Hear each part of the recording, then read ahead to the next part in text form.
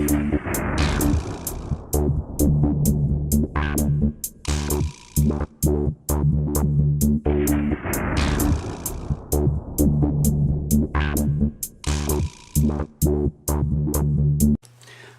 it's System Overview time, and today I'm going to show you this.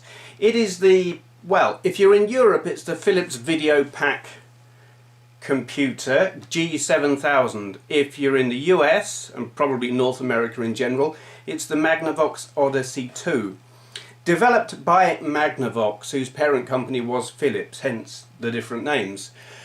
It was produced in 1978, a year after the Atari 2600. Up until recently, I thought that this was an inferior, technically inferior system to the 2600, just through looking at the games. I was wrong, it turns out. The CPU in this is unusual for the time, in that it was made by Intel. It is an 8048 8-bit processor, where most other systems at the time were either running the Zilog Z80 or the MOS Technologies 6502. It's also got an Intel graphics and sound processor in there as well, co-processor, which makes it technically superior to the Atari, apparently. Now, what let this down was Philips themselves. They decided, before they'd even released it, they didn't want to go ahead with it. They wanted to dump it. But the guy, or a guy, engineer who was involved in the creating of the graphics chip, went ahead and started developing software for it, games. A chap called, where's his name? There.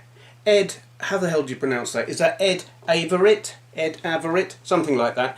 He basically single-handedly programmed all of the Philips branded, or I guess they were Magnavox branded, games for this. Later on, some were produced by the likes of Parker Brothers and Imagic.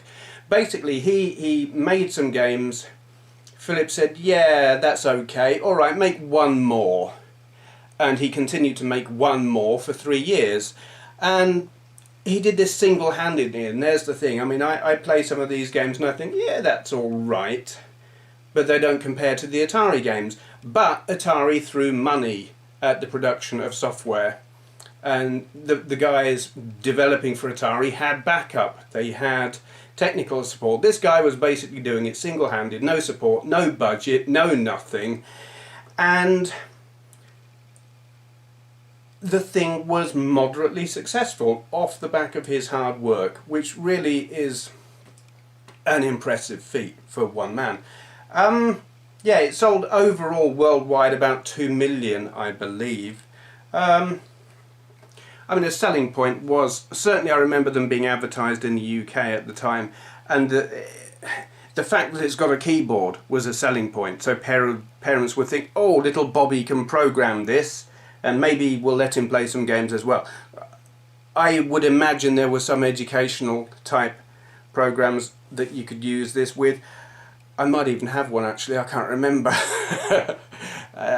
But yeah, it's a typical touch sensitive, like on the ZX81 or Atari 400 kind of thing. Zero tactile feedback. Cartridge port there, if you can see that. The light isn't very good. There is a, where's the power supply input? I had to really hunt for that. And there it is, yes, your power goes in there. It's a kind of non-standard, can you see it?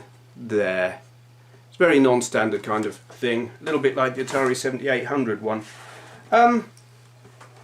Joysticks, on the earliest models they were unpluggable. On this thing and most models that were made, they are hardwired. I'll do a proper video showing these at some point. Yeah, hardwired, a little bit nasty. There you go. That is the Philips Videopac computer G7000, generally just known as the Videopac in Britain, largely, or it was back then, where now it seems to get called G7000. Magnavox Odyssey 2, if you're over the other side of the pond. It's an interesting system. I I like having it. I don't play the games on it very often, but when I do, I find it interesting because they have a character and a feel all of their own. And they might not be on a par with Atari games, but I'll tell you what, they're a whole lot better than Fairchild Channel F games. So if you want something from that era, and you want something different to an Atari, these are quite good. Okay, thank you for watching.